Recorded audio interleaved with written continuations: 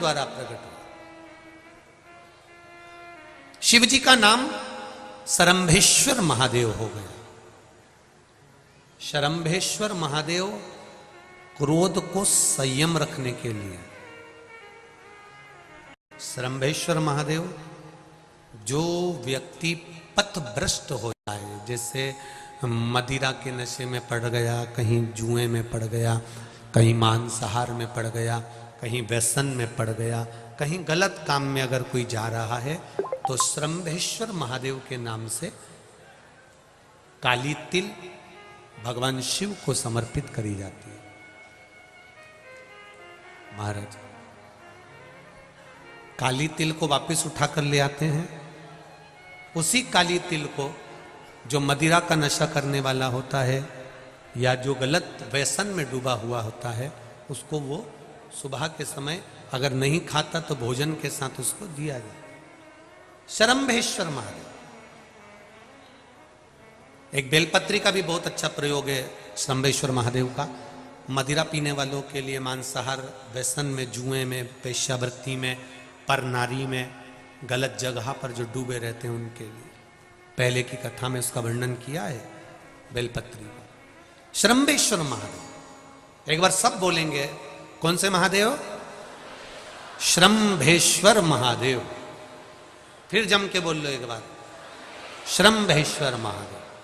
जब हमारे घर में क्रोध बढ़ता है या कोई गलत कार्य में जाने लगता है, तो शरंभेश्वर महादेव का हमें शरणागति लेना चाहिए। शरंभेश्वर महादेव का पूजन करना चालू कर देना चाहिए। कई लोग कहते हैं महाराज जी ये शरंभेश्वर महादेव का मंदिर कहाँ मिलेगा, हम कहाँ पूजन करने जाए? कहीं नहीं जाना, तुम्हारे घर के पास में जो शंकर जी का मंदिर है वहीं जाओ, उसी देवालय में, उसी मंदिर में जाओ। शरंभेश्वर महादेव के नाम से जल चढ़ाना प्रारंभ करेंगे। वो जल जो गलत संगत में पड़ा हुआ है उसका आचमन कराना प्रारंभ करेंगे। अपने आप उसकी धीरे धीरे बुद्धि सुधरना प्रारंभ हो जाएगी। ऐसा शरंभेश्वर महादेव का नाम। कुछ स्थान हमारे यहाँ पर बड़े सुंदर सुंदर स्थान निश्चित किए गए हैं। जैसे कैंसर आदि के मरीज के लिए हम लोग पहले भी कहते हैं कि त्रिजुगी नारायण का जल बड़ा महत्व रखता है। जिसका शरीर या जिसको एक पत्र आया है कि किसी को मिर्गी का झटका आना चालू हो गया था। अब पत्र ढूंढेंगे तो समय थोड़ा लग जाएगा। जिसने लिखा है उसके स्मरण में होगा। जिसने भी लिखा होगा कि बीमारी के चलते चलते फिर मिर्गी आना चालू हो गई।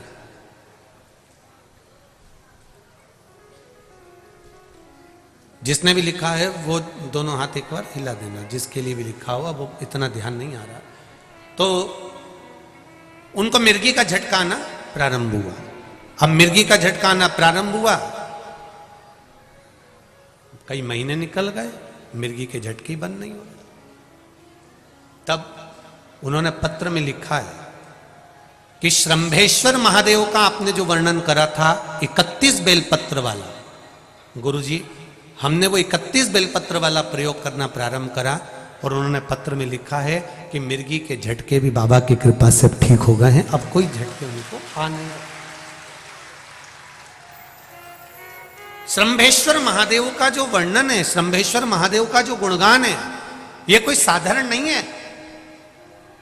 शिव महापुराण में भागवत के प्रहलाद चरित्र को लाकर रखा गया है केवल शरंभेश्वर महादेव के प्रागट्य के लिए। ऐसा शरंभेश्वर महादेव का गुणगान। एक बार फिर आप लोग भूल ना जाओ, उसके लिए एक बार फिर से बोल लो, कौन से महादेव? शरंभेश्वर महादेव। ये शरंभेश्वर महादेव जैसे कुंदकेश्वर महादेव। कुंदकेश्वर महादेव का क्या काम है? माता पार्वती ने बिदल उत्पल को मारने के लिए जो कुंदुक फेंका था, वो कुंदुक भगवान शंकर के पांव में जाकर गिरा था, तो शिव जी का नाम कुंदकेश्वर हो गया था। जब हमारे यहां कोई दवाई नहीं लगती शरीर में, कोई कैंसर जैसा रोग हो गया, किडनी लीवर का रोग हो गया, या बीपी शुगर का रोग हो गया, शुगर लेवल में नहीं आ रही है, तो आप शंकर जी पे से जो बेलपत्र ला रहे हो कुंदकेश्वर महादेव के नाम से लाओ। दवाई खाओ, डॉक्टर को दिखाओ, सारी जांचें कराओ, डॉक्टर के अनुसार चलो, डॉक्टर जैसा बताए वैसा करो, पर उस दवाई को भी शिव जी से कहकर कि बाबा कुंदकेश्वर महादेव का नाम लेकर उस दवाई को भी हम कुंदकेश्वर महादेव का प्रसाद समझकर पाना प्रारंभ करो, धीरे धीरे आराम लगना प्रारंभ होगा। कुंदकेश्वर महादेव रोग मुक्ति के लिए होते हैं और श्रंभेश्वर महादेव, बोलो बोलो जरा जम के, व्यसन की समाप्ति के लिए। व्यसन में अगर कोई डूबा, महाराज शिव कथा कह रहे हैं, भगवान शंकर का चरित्र वर्णन कर रहा है।